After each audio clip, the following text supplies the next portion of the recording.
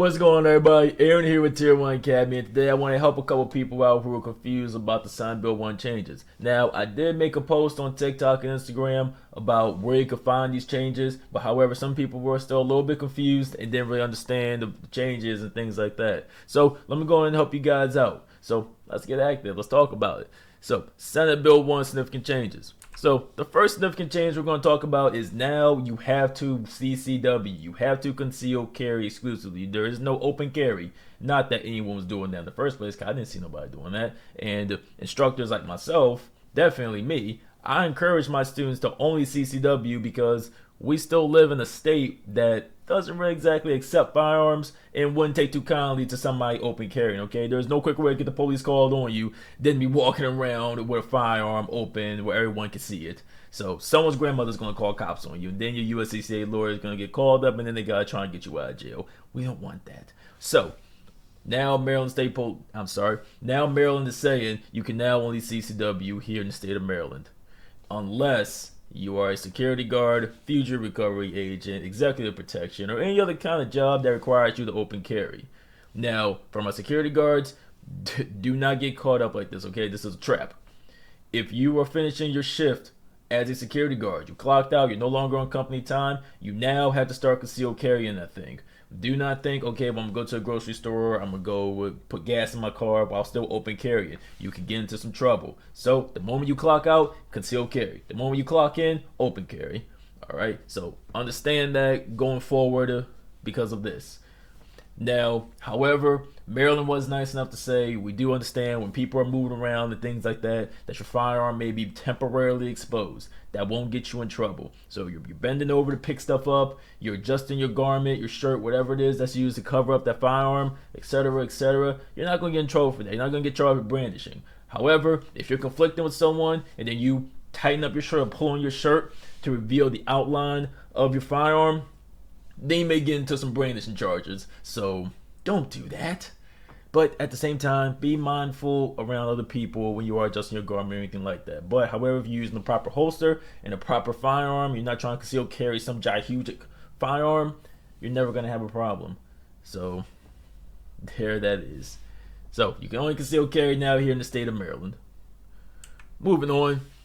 Another thing they did was just they doubled down on the places that we already couldn't carry and added in a couple other places. So it's no secret. No, you cannot carry onto government property, government building, government anything. This also includes USPS. That's federal grounds. You get caught with a firearm on federal grounds, you're going to be doing some federal time. It also includes a building that's currently that's leasing out a space to a government facility. So before you go into any building, especially like downtown and stuff like that, or any other city here in the state of Maryland, other counties and stuff, make sure there's no government entity inside that building because you're now liable to get in trouble.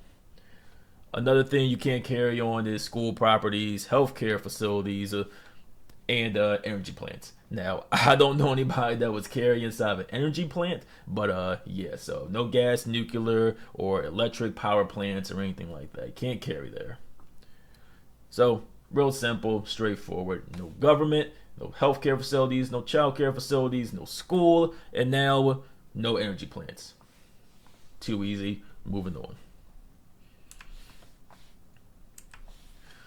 Now, another thing they add in here that's actually kind of gets a little tricky is now they say you can't carry in some special purpose places. So special purpose means a stadium, museum, a racetrack, or video lottery facility. Now, simple, straightforward up until we get to video lottery facility. What is that? I'm glad you asked. Let me tell you.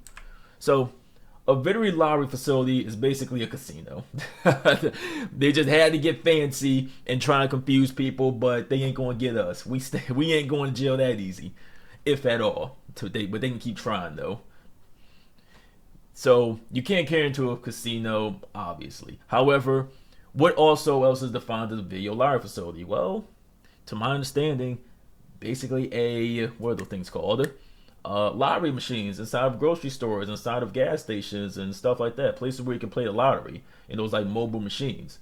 That falls under a video lottery terminal or video lottery facility. So now we're going to start getting into some interesting territory and things like that. Now, I'm no lawyer, so I'm just, my job is to make sure you get the information. I'm no lawyer. I'm going to leave this up to the courts to interpret and try to figure out, because technically that means you then can't carry into a grocery store if they have a lottery machine in there. So it starts to get a little tricky. But however, now you have the knowledge, it's out there. So moving forward. Now, those are all the significant changes in Senate Bill 1. However, there are some parts of Senate Bill 1 people are going to see and still get confused on. So there was actually an injunction on parts of Senate Bill 1 by a federal, I'm sorry, not federal, but a judge out of Annapolis, where he blocked certain part, well, he or she blocked certain parts of Senate Bill 1. So these are three things that they blocked in Senate Bill 1. So locations selling alcohol to be codified as MD whatever. Basic, so areas that used to sell alcohol. First thing was that we couldn't do it, but now you can. So you can carry in a location that sells alcohol. So if you're at a party or an outdoor party and you're not participating in alcohol, which I strongly never encourage drinking and having your firearm at the same time, you gotta pick one or the other. It's either alcohol or firearm. You'll never have both at the same time. But you're with friends, you want to protect yourself, but at the same time you want to go enjoy yourself.